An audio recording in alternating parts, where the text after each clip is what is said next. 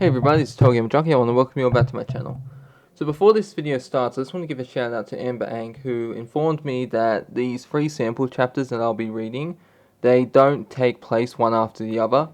So even though they say 1, 2, and 3 on the chapters I'm reading, the chapters are not in order, so I don't know when or where in the story these will take place. So I just thought I'd just let you all know so I can correct the first chapter I read. Okay, well, without further ado, let's get started. In the magical realm of Windmere, I am the king of the castle. I'm also the evil advisor, the barmaid with a dark secret, the shopkeeper desperate to offload a cursed dagger, and the ice blue dragon atop the mountain watching over it all. From behind my GM screen, I have total control, except when I don't. Natural 20, Geordie pumps his fist in the air. With only 2 points left, the beholder they are fighting really doesn't stand a chance. But I'm not one to spoil the fun. Besides, I love the clickety-clackety of a satisfying dice roll. I just want to apologize in advance if you're hearing people in the background. Those are just my roommates. What was I? Here we go. The beholder turns its massive eye on the great wizard's strive. You see yourself reflected in its iris, the same cerulean color of your skin. I don't know what that word is. Your robes billow out behind you as you reach for the dagger at your waist and press the flat of the blade to your lips. Your whispered spells become a mot of flame, something of flame, MOTE, that engulfs the monster before you. I point to Geordie's carefully organized dice tray, replete with colorful hand-poured resin dice made for him by our friend Liar. Roll your damage. Geordie grabs a chair D10 with swirls of red and orange and flips it onto the table. It lands with a gold number 3 facing up, and Geordie's expression falters. Hey, you critted through, so double the dice. Faye, one of our regular game night attendees, nudges Geordie with an encouraging smile, uncharacteristic of her stoic and stabby character, a rogue of many knives and few words. Okay, so 6 points of damage, Geordie says. As the flames dissipate, you feel a vibration through the chamber. The beholder falls to the ground unmoving, so I'm going to take a guess and just say this entire chapter is just them playing a type of D&D type version game. I don't know what they'd call it in this. There's a resounding cry of, because I don't think it's like a LARP, I think it's just like in Before the Storm where Chloe can play the dice games. There's a resounding cry of victory from the players, and several of them leap out of their seats.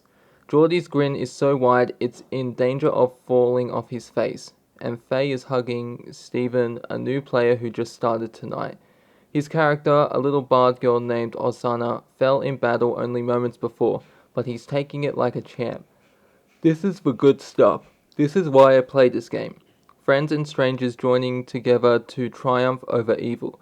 Spellcasters aren't the only ones wielding magic in the cafe tonight. It's the people. As if on cue, the Final Fantasy victory theme plays as the door to save point swings open. My heart jumps into my throat, eyes darting up to look for a flash of black hair, but it's not easy. I try not to let my disappointment show on my face as Pixie rushes in. Sorry I'm late. Pixie crosses over the table and pulls out the chair, small and sprightly. Pixie's name fits her perfectly. She's even wearing a t-shirt with a cartoon ghost holding a magic wand that says bippity boppity boo in curly letters that match her violet hijab. Wait, is this the Pixie from the comics, maybe? Was that? It's been a while since I've read them, but I'm pretty sure the Pixie was the one who could see across like different timelines, like she could see different outcomes, and she helps, and she's the one that helps. What was his name? Tristan. It's been so long. She's the one that helps Tristan, I think it is. I'm sorry if I'm getting this wrong. Like when he's jumped through reality and no one can see or hear him. Yeah, I'll have to check in on this. Um, band practice ran long. Pixie, yeah, okay, so it's definitely her. Pixie is without a doubt one of the coolest friends. She plays Dungeons and Dragons almost as well as she plays drums. We met during my sophomore year of college when I helped teach her tech her graduation. Oh yeah, it is. Pixie's band, The High Seas, played a set and it was the most party fun I've ever had. I've gone to every one of their gigs since, and Pixie comes out for game night whenever she can. Even when the High Seas are on tour, we play an adventure over video chat so she can still get her RPG fix. I'd say no worries, but Osana's down and we could use a healer. Faye says, jabbing her thumb at Steven. Womp womp. Steven's face splits into a goofy grin. Can't believe I died my first time playing. Pixie shoots me an appraising look. I can. Steph, you've got to stop scaring off new players. Hey, I just do what the dice tell me. I raise my hands and shrug. Besides, she's not, like, fully dead. Pixie plops a dice bag as big as her head onto the table and fishes out a couple D8s. Mauser does a second level cure wounds. Exactly as I hoped. I rub my hands together and set the scene. Mauser, you burst through the door just as the battle ends, red hair tangled with twigs and leaves in your rush to catch up. Seeing Ozana motionless on the ground and the crestfallen faces of your companions, you fall to your knees and grasp Babard's hand. A few whispered words pass your lips and light travels up Osana's arm into her chest. Pixie rolls her dice and I turn to Steven, gesturing at the numbers face up on the table. Osana, you feel warmth spread through your body. A weightlessness that has passed over you fizzles and you feel yourself falling into your own body. With a jolt, you return to life and the first thing you see is a smiling half-orc in plate armor with a giant shimmering axe by her side. Steven's eyes shoot up and he turns to Pixie. I sit up slowly and say, "Thank you. Thank you." He's adopted a slight German accent for Osana, talking quietly. Don't mention it. Pixie waves him off, her own character voice for Mauser, fairly low and even. Not at all her usual buoyant way of speaking. I shall write about your greatness in my book, Stephen says in his Osana voice. I am a storyteller, you see, and it would be a shame not to make a record of your heroic deeds. Pixie just shrugs and grunts. Geordie leans across the table to murmur. That's a lovely sentiment, Osana, but Mouser can't read. Pixie winks and her voice returns to normal. Intelligence is my dump stat. Technically, there's not a mechanic for literacy, but I thought it made sense for my character. I helped Osana to her feet and gave her back her violin bow. Faye says, but I sort of twirl it, like I'm doing a knife trick, she adds, as an afterthought. Make a dexterity check. Faye rolls a d20, it clanks across the table to land face up on a natural one. Yeah, you break it. Well, I guess this is as good a quest as any. Geordie turns to Stephen with a glint in his eye. What do you say? Shall we venture out to find you a new instrument? Stephen nods eagerly. Sure, but first, I have this mending spell. Would that do anything? As Faye and Pixie lean in to look at Stephen's character sheet, I get up to stretch my legs. We've been playing for about an hour, so a break is in order. Plus I'm starving.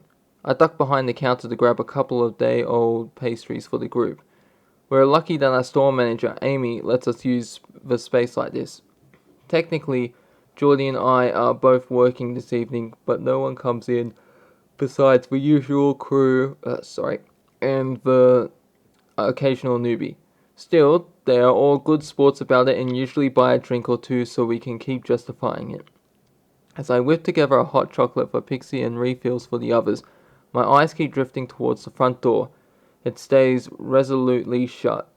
Waiting for Goff, got it? Geordie slides up next to me, eyes following my gaze to the door. I shrug with my best effort to appear nonchalant. I don't know what you're talking about. Oh, come on. Geordie grabs the plate of pastries and passes it across the counter to Pixie. I may be useless at flirting, but I know chemistry when I see it. I don't know. I kind of thought she'd come. Like maybe we had a connection or something. I lean back against the sink.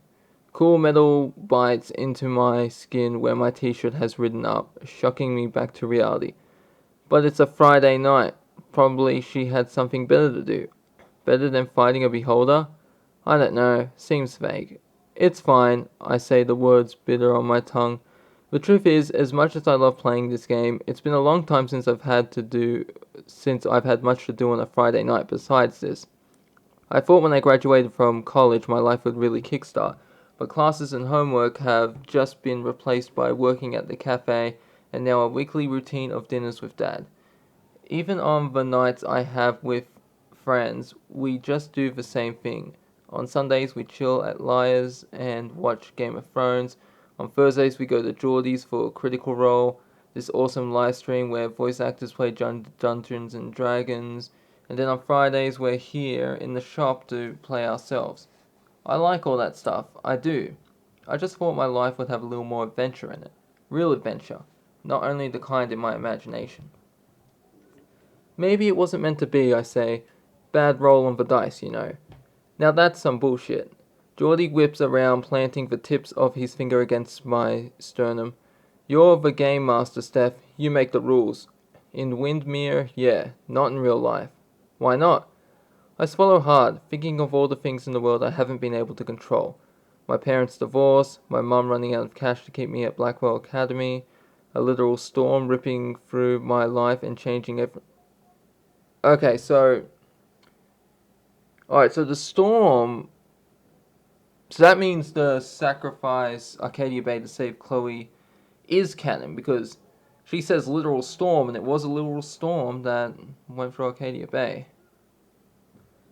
Okay, I gotta say, this is something I wish that they wouldn't have dressed. If they got rid of the word literal and just said storm, so a storm ripping through my life and changing everything, then that could be implied as like having to leave Blackwell because her mum couldn't pay for it.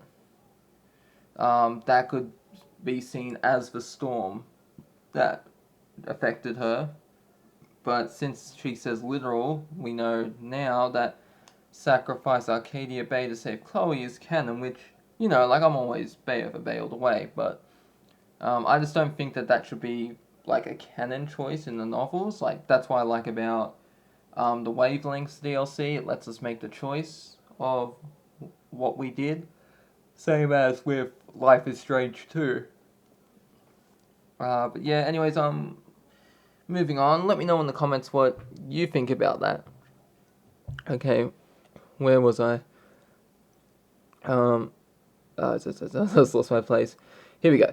But it's silly to compare Izzy to all those things. She's just a girl. She's not going to wreck me. Effort. I push off from the counter and land on the opposite side besides Geordie. I'll just go to her gig tomorrow. Now that's the Steph I know. But you have to come with me, I say quickly. I don't want to look desperate. Geordie's expression falters for a split second, but he recovers quickly. Yeah, okay. I was already planning to go with Ollie. Even better, you can be my entourage. Geordie makes a guttural retching sound. Ugh. Please, never call us that again. Fair enough. I grab Geordie by the arm and lead him back out to the table where Pixie, Faye, and Steven are already munching on muffins and croissants. I settle in behind the GM screen and glance down at my notes.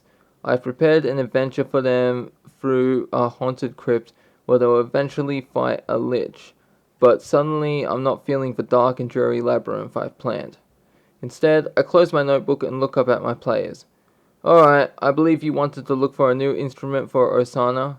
Steven nods vigorously, putting on his character voice as he replies, Oh yes, the violin has such a lovely sound, but I think I'd like something a little louder for battle. A grin spreads across my face and the words flow like a wish. You are familiar with fables of a nearby mountain where thunder claps its peak. A six-stringed instrument is rumored to be the cause, lightning sparking with every note. As you approach the trailhead echoing down the rocky path, you hear the striking mirror chord of an electric guitar. Alright, so that's the end of that chapter. Hope you all enjoyed it, and I'll see you in the next one. Next one will be up the 21st of this month, and by the time that chapter's uploaded, the book would have already come out, and I'm going to start reading it and then uploading the chapters. Anyways, let me know what you think about this in the comment section below. Did you like that this was just focused on a D&D game? Do you like the fact that the storm destroying Arcadia Bay is considered canon? Please let me know your thoughts. This is TotalGamerJunkie, signing off.